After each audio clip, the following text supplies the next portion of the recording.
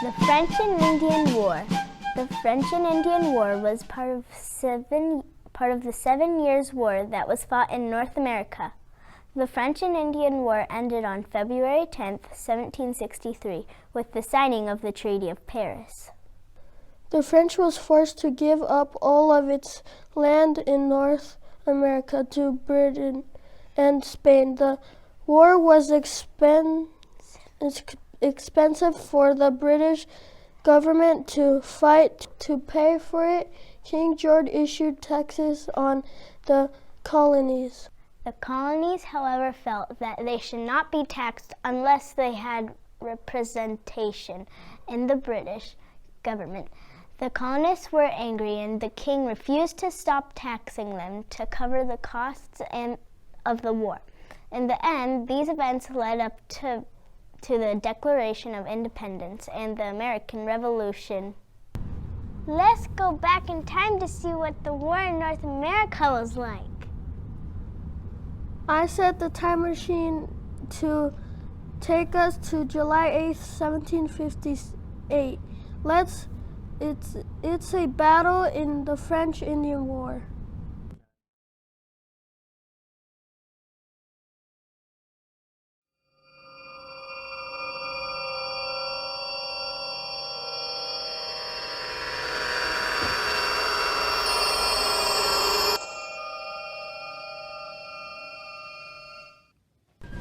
Who dat?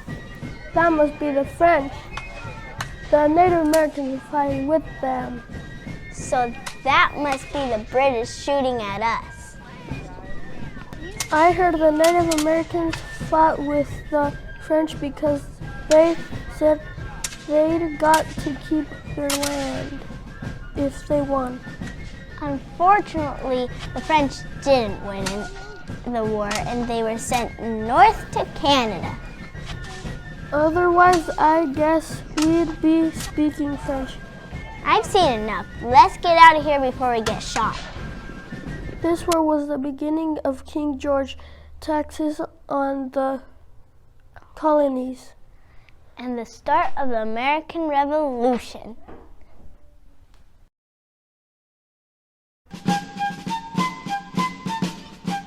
Benjamin Franklin was one of the most important people who played a huge role in the American Revolutionary War. Benjamin Franklin was born on January 17, 1706 in Boston, Massachusetts. He had many talents, like being a writer, inventor, printer, and scientist.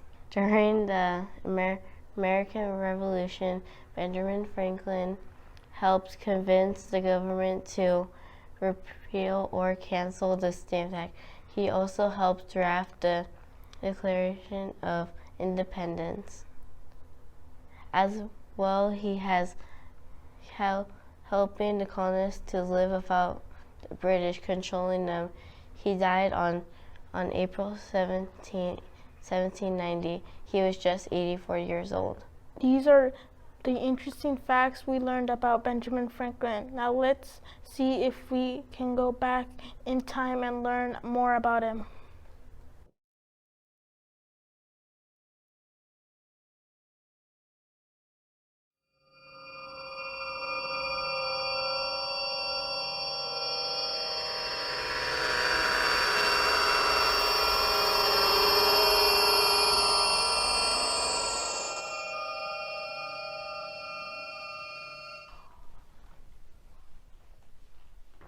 Hey, look, Benjamin Franklin is giving a talk here.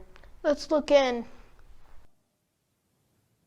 But on that day in September, as a document that started, we, the people, think of that, we, the people, not me, your monarch, not me, your ruler, but we, the people. The document was being signed, and at that time I knew for a fact that the sun carved in the back of President Washington's chair was in fact a rising sun. The debate now as to whether this becomes a free nation and remains a free nation is up to you. It was cool that we saw Benjamin Franklin. Yeah, I never actually knew that we would actually get to see him. The Proclamation of 1763, British Parliament passed the law called the Proclamation of 1763. The proclamation was an attempt to establish a western border of the 13 colonies in America. The border was in Appalachian Mountains. The proclamation made it illegal for colonists to settle the west of the Appalachians and illegal to move into Idaho or Tennessee or Florida. Parliament was hoping this would satisfy the Native American in the area and reduce the need for troops along the border to protect colonists from Indians attacks that would of course save the British money. It sounded like a good plan, but the law did not succeed because so many settlers had already begun to move west. Well, are we ready? Are we ready to go? I guess. You ready? Yeah.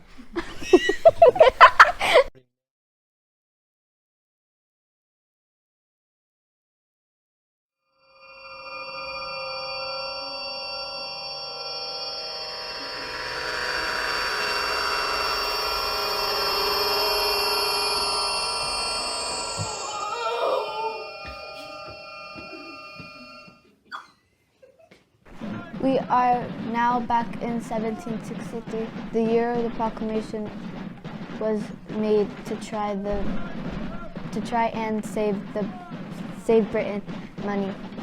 British troops were expensive, they ate a lot and needed basic supplies, a place to sleep, and as you can see, there were a lot of British troops to feed.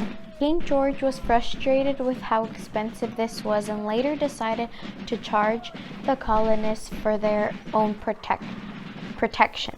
The Proclamation of 1763 was one of the many things that led to the American Revolution War. Oh, let's get out of here. I'm feeling a bit nervous.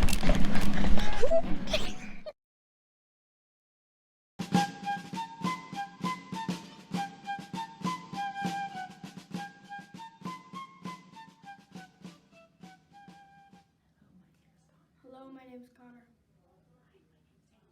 Hi, my name is Angel. We are here to tell you about the Currency Act. In 1764, the King George III. Who is he? He was the King of Great Britain. Oh. They told the colonists that they couldn't make their own money. I bet that made them mad. It sure did. They had to pay taxes on everything. It made it hard to pay for things. Oh no, what did the colonists do? This is like one of the reasons they declared independence. I'm so happy they did that and we're free today. Me too. Are you ready to go back in time? Push it as hard as you can. Go.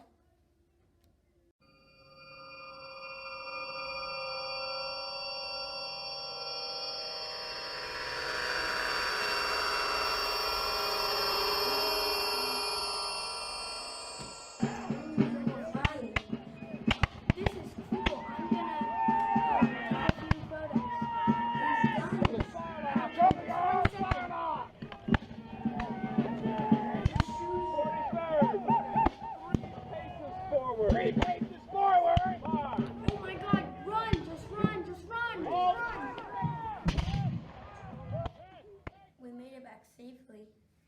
Almost.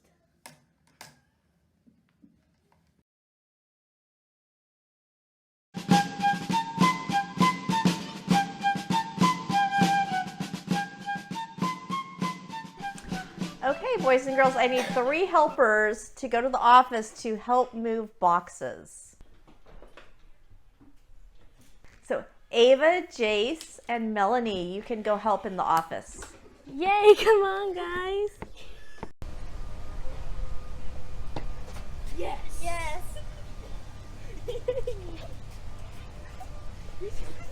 Are you my 3 office helpers? Yeah. Okay, can you come back here and get that box that's next to the bathroom for me, please? Yeah.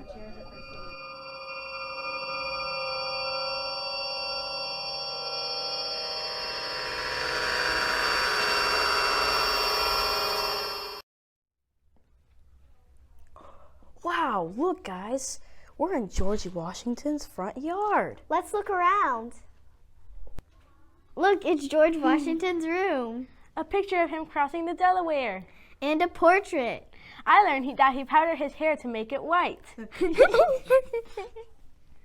He was really tall, 6'2", and the average height of a man back then was 5'7". Look, it's George Washington's teeth. Ew. Wow, I wish we could stay longer, but we have to go.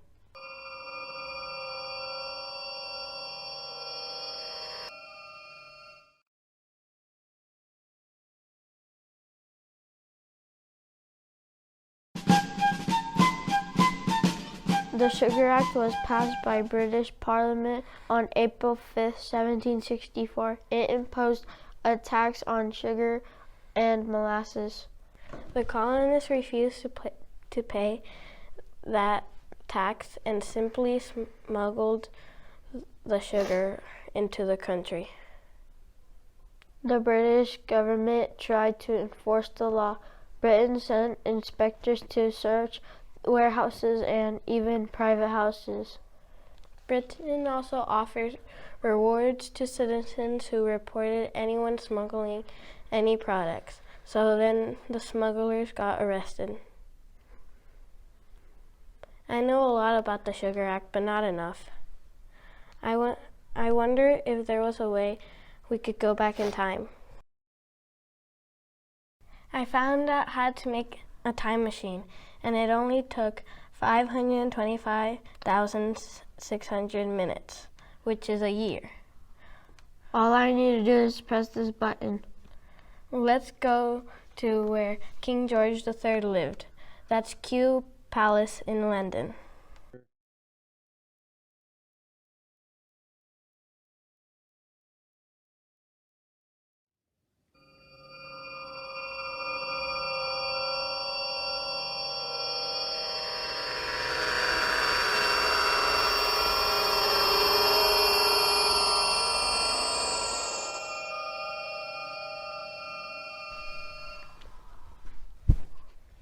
Wow, is this April 5th, 1764? We are standing in front of the palace. Let's see if the king will explain the Sugar Act. To help recuperate the money spent on supplying you with troops to help win the war and expand your territories, British Parliament has recently passed the Sugar Act. This act will place a tax on sugar and molasses imported into the colonies. Now let me be clear. This act does not impose a direct tax on you as colonists. Instead, it requires merchants to pay tax on the sugar products they bring into the American colonies to sell. This system is consistent with the taxation laws that apply in our other colonial regions around the world. I thank you for your loyalty and obedience to the crown. May Britannia live long and prosper. That was amazing. We got to meet the King of England. Oh, we don't have a way to get back. Oh well. We're still searching for Emily and Travis. We'll have more news for you later.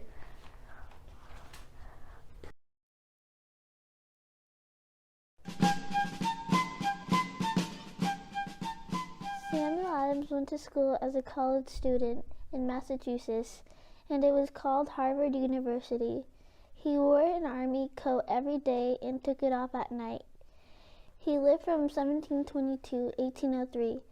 His father, a Massachusetts brewer, paid Samuel's university tuition in flour and sent him to apprentice with a successful trader. A lawsuit in Virginia became the talk of the colony. Some people were mad because of the rules. He led the Sons of Liberty, Adams, and the Son of Liberty led the Boston Tea Party. Samuel was leading in the Massachusetts. He wrote a paper on the people's right to fight against the unfair government. Many kinds of people became a patriot because of Samuel Adams. Where are we going? We are going to Boston, December 16, 1773.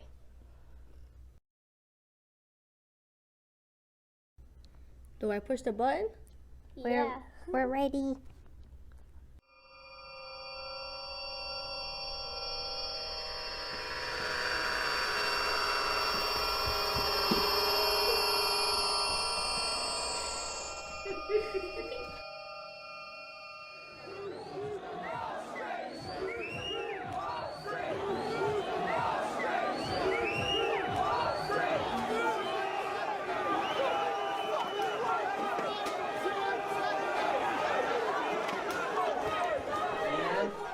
That was really exciting. There are so many people there. Which one is Samuel Adams? That was a report. British troops living in the colonies needed places to live, and the troops also needed food to eat. The Quartering Act of 1765 happened because the British government made a rule that any unoccupied private home could be commandeered by troop leaders to use as barracks. Britain thought that the colonists should help pay for the British army. This made the colonists very angry. I should make a portal to go back in time to see the Quartering Act. One more piece and then I'm done with the portal button. Yes, finally done with the portal button. I'm going to call my workers. Hey guys, come over here. Here's the time machine. Cool. Let's do it.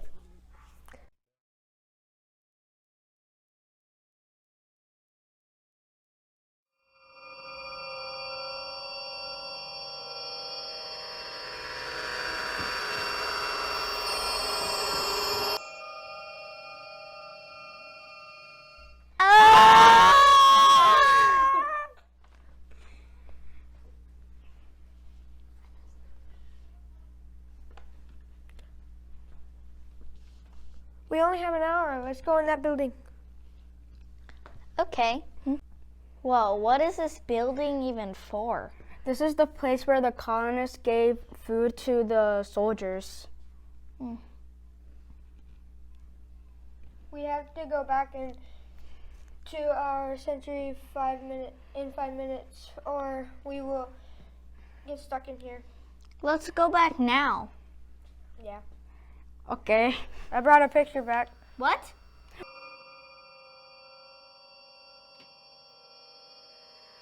What is it a picture of? I don't know, something about a soldier thingy. Throw it back in the portal. Fine.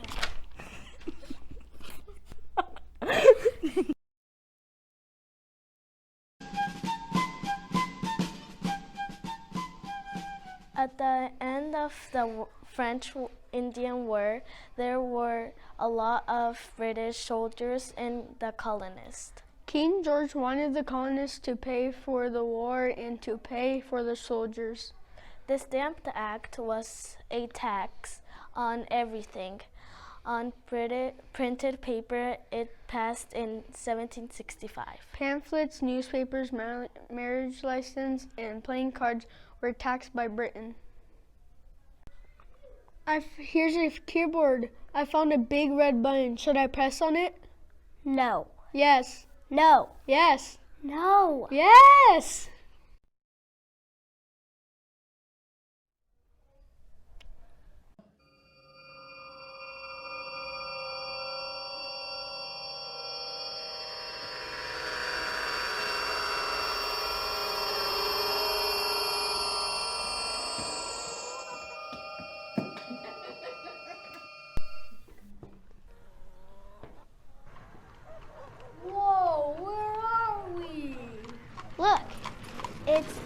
old printing press.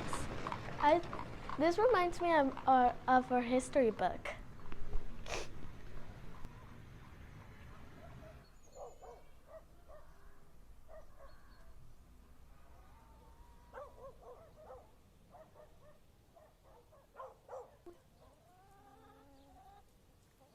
Back to 2019. I'm really happy that we're back. It was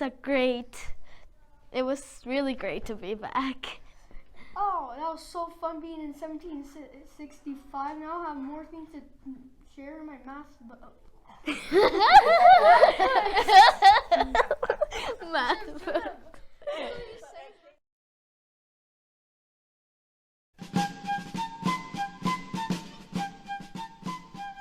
Tonight we're covering the Boston Massacre of March 5th, 1770. It all started in the town of Lexington. There was a big crowd of people, and someone threw a snowball and then a rock. One of the British soldiers shot into the crowd, and then all the British soldiers shot.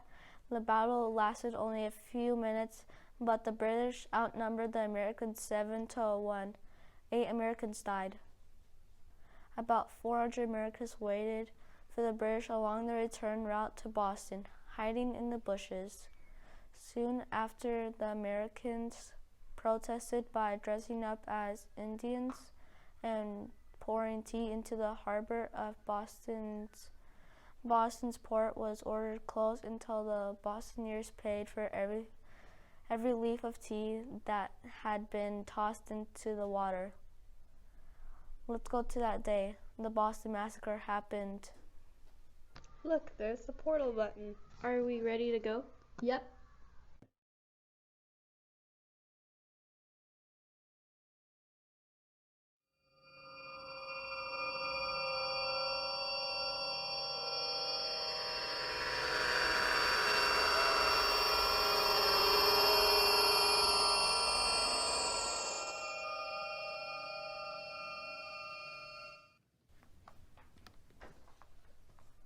I'm freezing. Where is everybody? I hear shouting. Let's go see.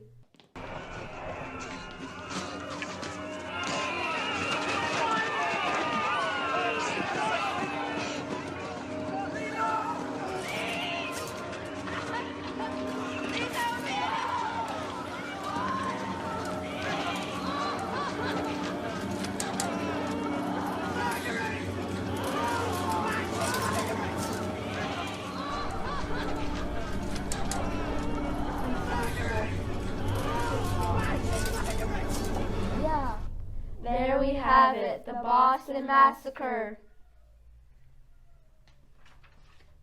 After the Boston Massacre, the British government repealed all of the taxes on the colonists except for the high tax on British goods such as tea and paper. The colonists held a noisy town meeting. Thomas Hutchinson, the British Royal Governor of Massachusetts, said, "This meeting can do nothing more to save the country." After a long discussion, the colonists decided to dress up like Native Americans and sneak down into the harbor and dump the new shipment of tea into the Boston waters. The king was furious and closed the harbor until the cost of the tea was paid off. I wish I was there to see the patriots throw the tea into the water. I know, it must have been a big tea party. Let's go back in time and watch.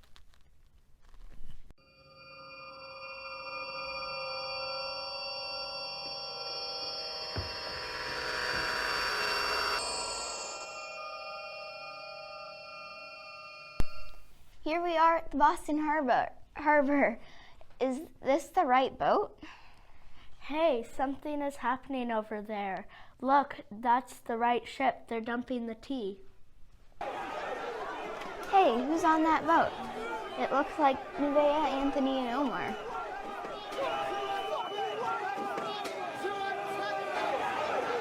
Yes! Over here! Hey. By the way, we hoped you liked the Boston Tea Party. That tea was probably a little too salty for me.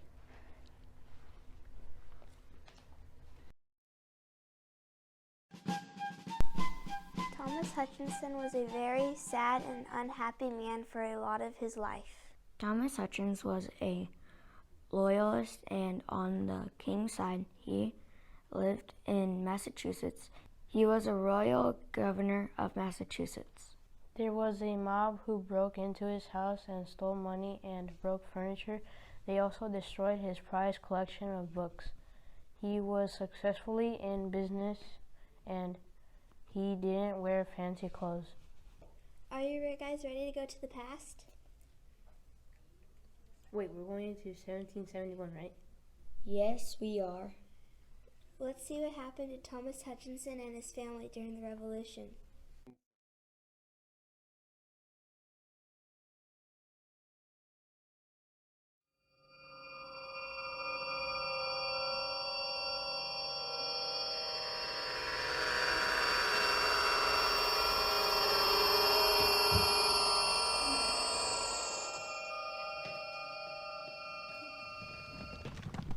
This is 1771. This looks so old. Yes, it is, Charles, because it's a different time. Let's get started with the cameras. Okay, so we made it, and we are in 1771, and we are hoping to find Thomas Hutchinson himself. Let's ask that guy if he knows anything. Excuse me, do you know anything about Thomas Hutchinson? On August 26, 1765, an angry mob of Bostonians appeared at the home of Lieutenant Governor Thomas Hutchinson, intent on taking revenge for his association with the hated Stamp Act taxes. Hutchinson later described what he witnessed after he and his family escaped. The hellish crew fell upon my house with the rage of devils, and in a moment with axes split down the door, he said. The mob destroyed all of Hutchinson's furniture, drank the wine in his cellar, broke every window, sawed the balcony off the upper story, and scattered a library the lieutenant governor had been collecting for 30 years in order to write a history of the colony.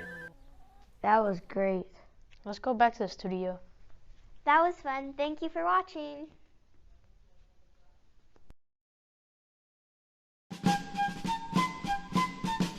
The First Continental Congress took place from September 5th through October 26, 1774.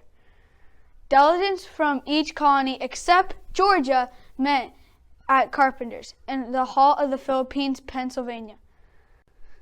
They discussed the current situation with Britain. The British Parliament had imposed the Intolerable Acts on Boston as the punishment for the Boston Tea Party. The delegates took two major actions. They sent a letter to King George III explaining that they didn't like the way that the colonies were being treated. They demanded the king to stop the intolerable acts or they would boycott the English goods. However, the king chose to ignore them. They also made a plan to meet again in May of 1775 when the British did not meet their demands. The members of the First Continental Congress included John Adams, Patrick Henry, and George Washington. The president of the First Congress was Peyton Randolph. Aiden, come here. We want to show you something. What's up? Look, a button. Woo! What did I do?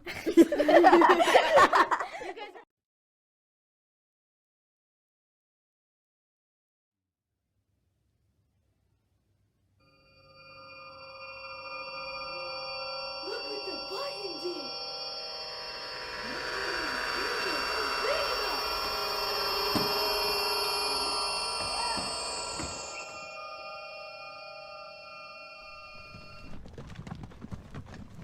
Where are all the cars? I think we went back in time. They're wagons. What the heck? Hey, I recognize this from our history lessons. We're in front of the Carpenter's Hall in Philadelphia. You mean where they held the First Continental Congress? Yeah. Let's go inside. Yeah. Wow, we're watching history in action. Is that the letter they wrote to King George demanding representation in Parliament? Yes, they were angry. They needed him to know that making laws about them without their input was not okay. I wish they could, that I could tell them that after many years they end up winning the war and their independence from the king. Where are we? Oh wait, we're back at school. Finally. I'm tired, but that was so cool. I want to do it again. No. Can we go back? No. First, we are going to be talking about the loyalist. A loyalist is a person who remains loyal to the established ruler. The loyalists include many kinds of people. The loyalists believe that the king's power came from God. They also believe that it was wrong to oppose the king. Loyalists gave people a lot of arguments against fighting or independence. Other loyalists were religious leaders. They told their followers, "You have a duty to be loyal to the church and to the king." Only about 1/5 of the colonists became loyalists. Next, we are going to be talking about the patriots. Some of the patriots were lawyers. They agreed with other patriot leaders who said that independence would bring more freedom and riches to the colonies. About 2/5 of the colonists became patriots. Many of the patriots were merchants who lived around the city of Boston. The loyalists and the patriots had a war together. Are you sure you want to press the button to go now? Let's go. Okay.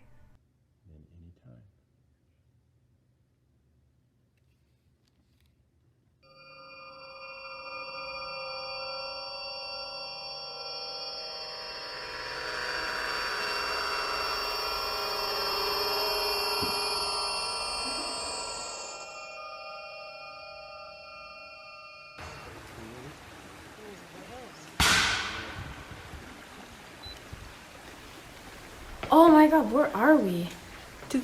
Are those the patriots or the loyalists? I don't know, maybe. They look like the same. Why are they shooting at each other? We They're don't neighbors. Who are those now? Whoa. They look really scary with those guns in their hands.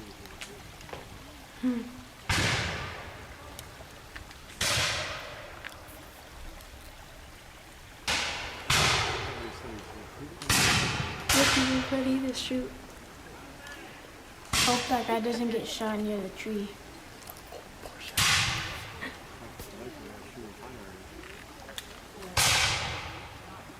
They're shooting. I better watch out.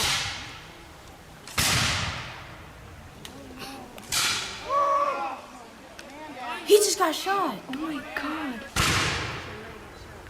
Whoa. Hopefully his friends help him.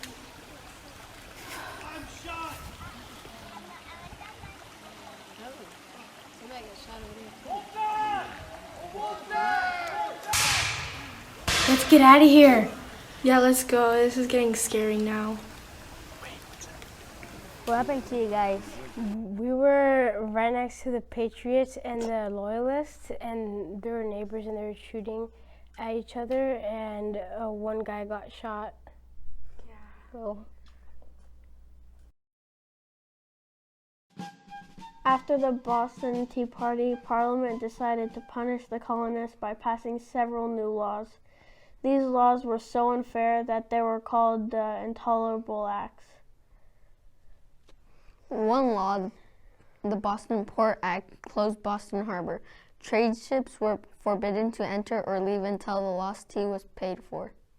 In September 1774, leaders from 12 colonies gathered in Philadelphia to discuss the problems with Britain. Because this meeting included almost all the colonists in North America continent. It was called the First Continental Congress. The angry delegates agreed to fight the Boston Port Act and the other intolerable acts. In 1774, England passed a series of taxes called the Navigation Acts. The acts were a symbol of tyranny and unfair control.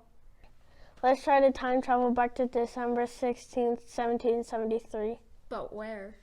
Boston Harbor. First, let's review the rules of time travel. Rule 1, don't mess with anything. Rule 2, don't talk to anyone. Rule 3, go back in an hour. Why? Because I'm hungry. Let's go back in time. Press the button. Which button? The big red button.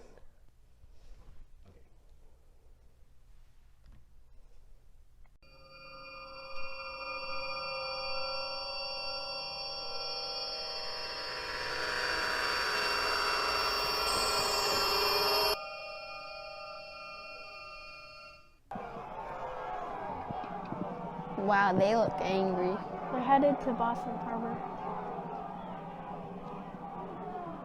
Look, the Boston Tea Party is happening. It's awesome. Hey, do we know those guys? What guys? On the boat.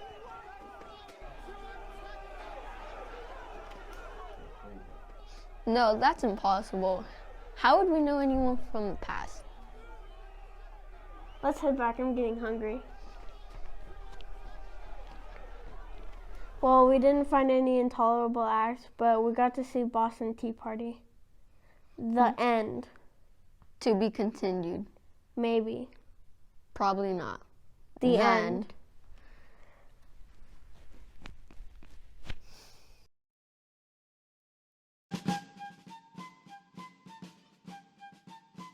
With Alexa Mercy Otis Warren. She was born on September 14, 1728, and she died on October 19, 1814. Here is portrait of Mercy Otis Warren. She was a patriot, a poem writer, and she wrote books too. She had a husband named James Otis. She also had 5 kids: Charles, Winslow, James, Henry, and George Warren. Her dad was Colonel James Otis. She has a statue at the Barnstable Superior Court with all of her family, even her husband and kids too. She said Britain's laws and taxes were unfair for everyone. She was one of the first women in America to have her book published.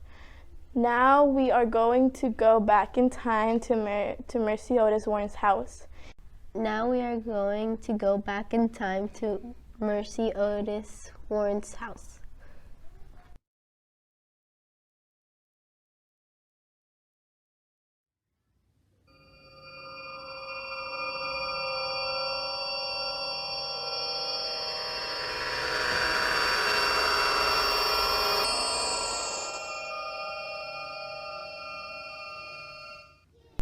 We are standing in front of Mercy Otis Warren's home in Plymouth, Massachusetts.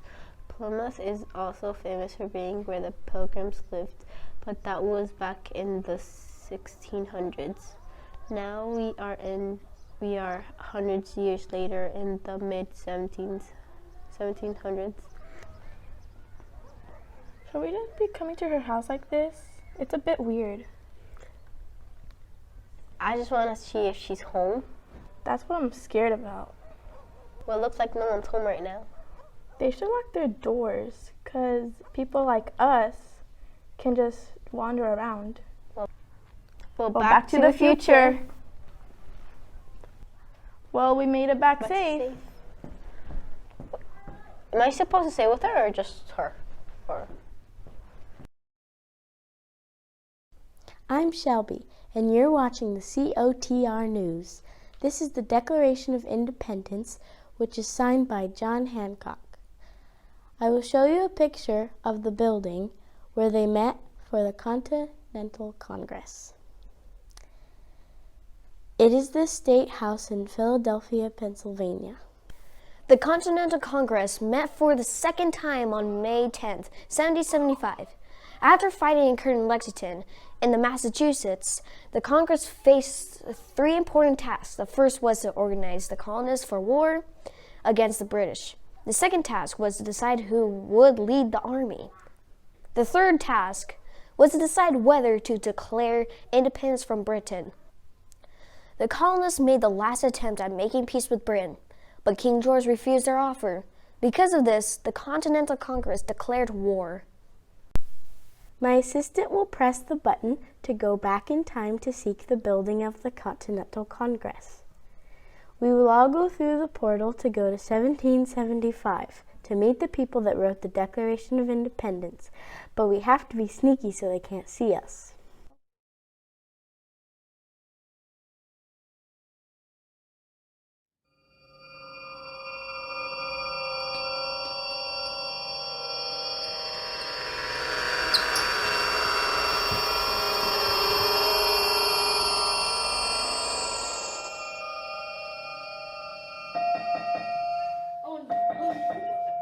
Look, there he is, Thomas Jefferson.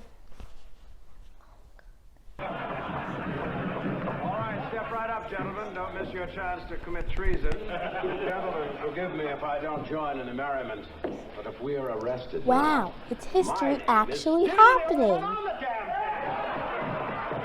This is the Declaration of Independence. There's John Hancock's signature. It looks like the ink is still drying as well. Okay, we are back at the studio. Well, this is the end of COTR News. I'm Shelby, and you just watched COTR News. Have a wonderful day.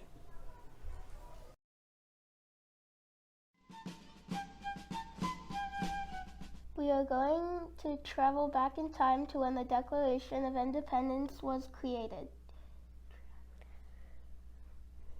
We are going to travel to July 1st, 1776, when the debates and voting on our country's independence first took place. We will be spending most of our time in Independence Hall in Philadelphia, Pennsylvania. That was where our nation became one. The date it was signed was August 2nd, 1776. Here's a picture of the Declaration of Independence. Here's a picture of the Independence Hall. This is where the Declaration of Independence was signed. Now we are going through the portal. See you guys in 1776. Bye! So where are we going? We're going to Independence Hall, Philadelphia. Okay, let's go.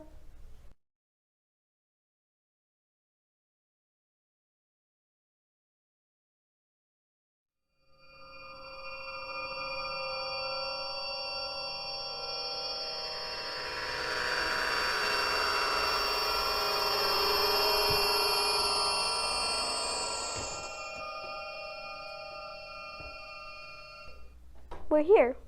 Look out! Someone's coming! We have to hide.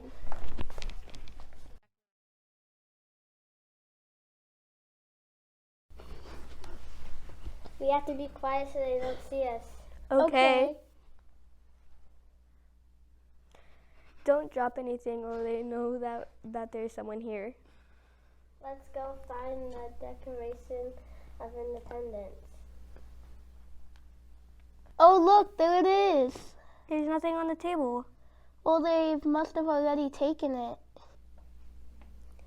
Hey, look, there's something happening out there. Let's go see. A decent respect to the opinions of mankind requires that they should declare the causes which impel them to the separation. We hold these truths to be self-evident, that all men are created equal,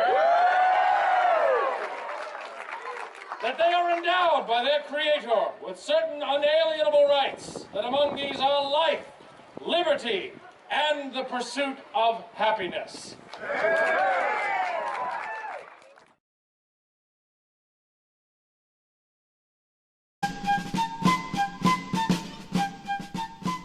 Hi, we're here here today to learn about Thomas Paine and his revolutionary book called Common Sense, which he published in January 1776. Paine had come to America from Britain in 1774. He had been in the colonies only a short while, but he was strongly in favor of independence. He said America had a chance to show the whole world a better government. His book had a powerful effect on colonists. Paine wrote in words that everyone could understand. Within a few months, 120,000 copies of Common Sense were sold. George Washington wrote that Common Sense was changing many people's minds. By the spring of 1776, most people were ready for the Continental Congress to vote for independence. Should we do it? Yeah, I think so, yeah.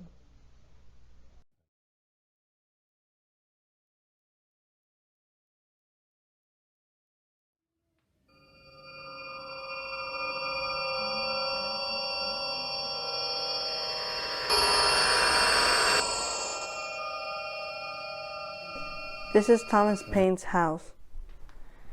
I just heard those neighbors say that he's giving a talk in the town right now. Let's go, see. Lay down your arms, rebels! You're all dead men! Disperse! Lay down your arms! The soldiers opened fire without orders.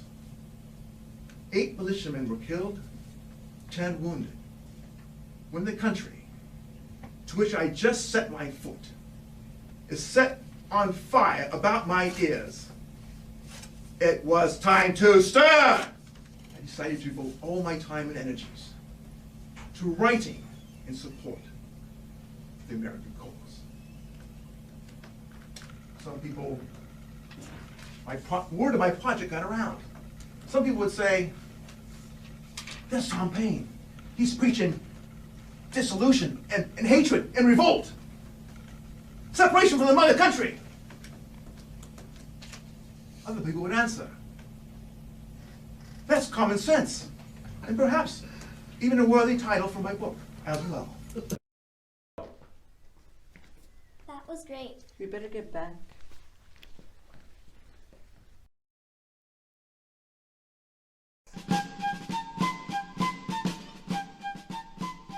Lord Dunmore was a fierce loyalist leader. He dressed in fancy clothes. He argued that independence was wrong because Britain knew what was best for the colonies. As governor of Virginia, he tried being tough to force the colonists to accept British rule.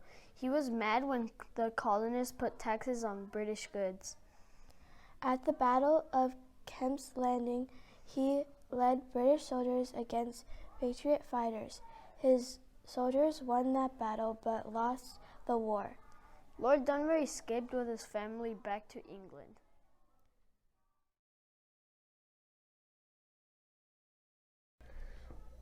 Do you think we should go right now or later? Yes, let's go for it.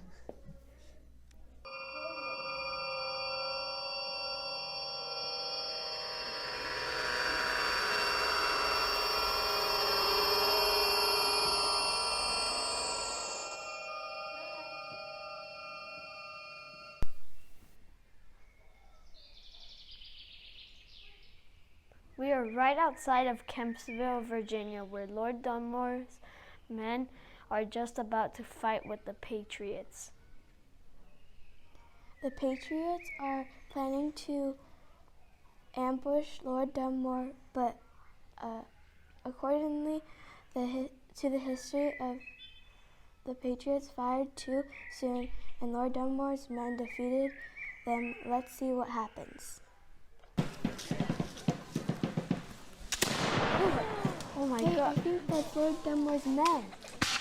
We'll try to follow them.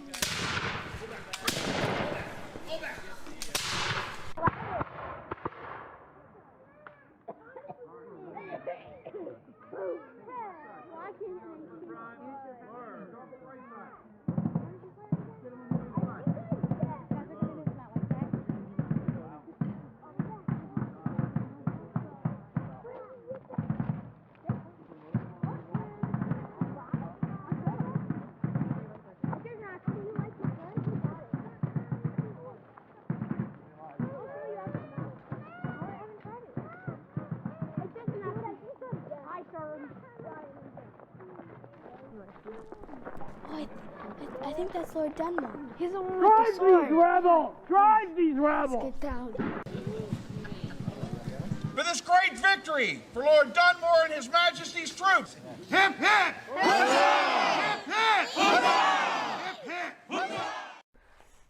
Well, Lord Dunmore won this one. But we won the war. Let's go home. Okay.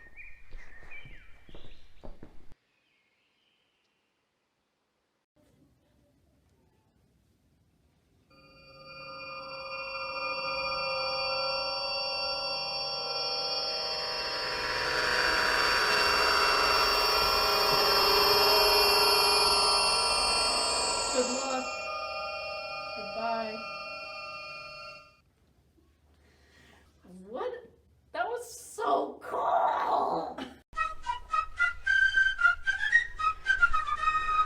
Hello, I'm Danny, and this is Willow Tree News. We have just opened a portal to Buckingham Palace in the 1700s, where we hope to see King George III. King George III was born on June 4th, 1738, in London, when he was 12 years old. Hey, that's 1 year older than me. His father had died.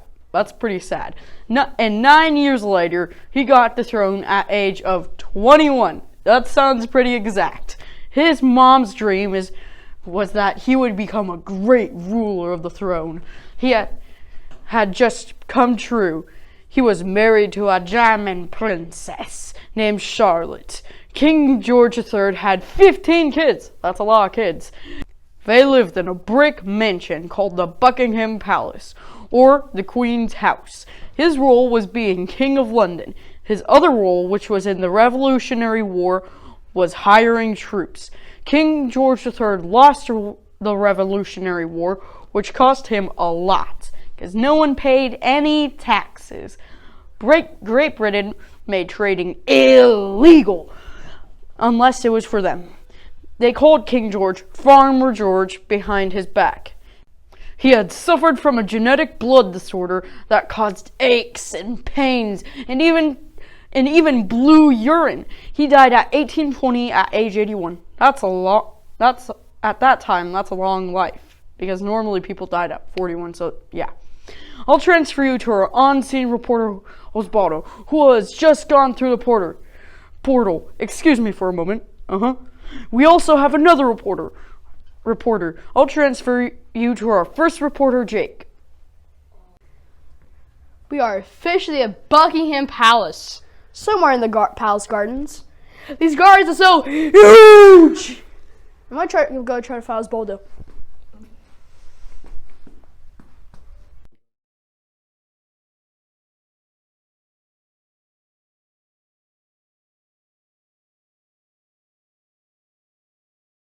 Looks like our reporters are a little bit lost. This just in.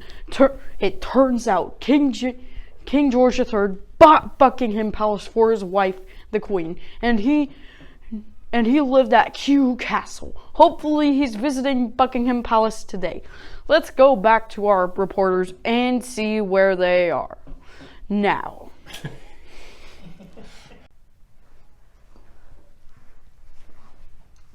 There's a famous painting of King George somewhere here.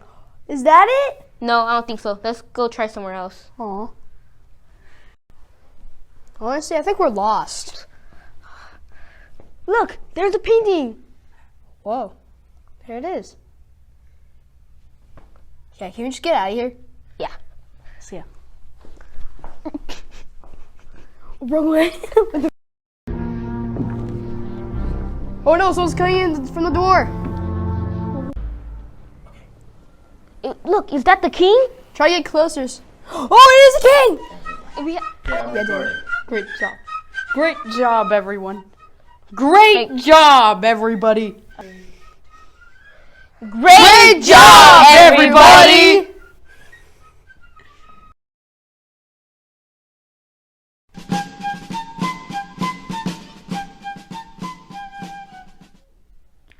Jonathan Boucher was a loyalist who believed that king was a god. Jonathan was a religious leader. He went to the colonies in 1759. He was born in May 12th, 1738. He died on April 27th, 1804. He thought being independent was bad because he was loyal to the king. Jonathan began to carry loaded pistols and usually wore dark suits. Jonathan got married 3 times, to Eleanor Addison and Mary Elizabeth and Elizabeth James. He had 7 children. When Boucher gave his sermons, he kept a loaded pistol by his side so he would feel safe.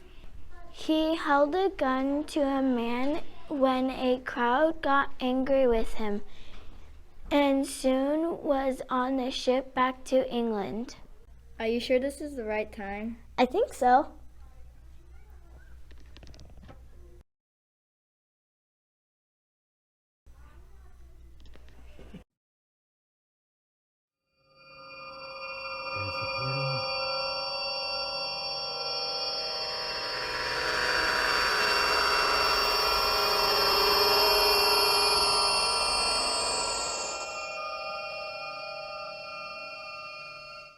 This is the site of Boucher's last sermon. Let's see if it's open. Well, as you can see, we are in the church. Luckily, no one is here. Hey, what are you doing? I'm looking for his gun. Didn't he have one here? Well, I hope you don't find it. Let's get out of here.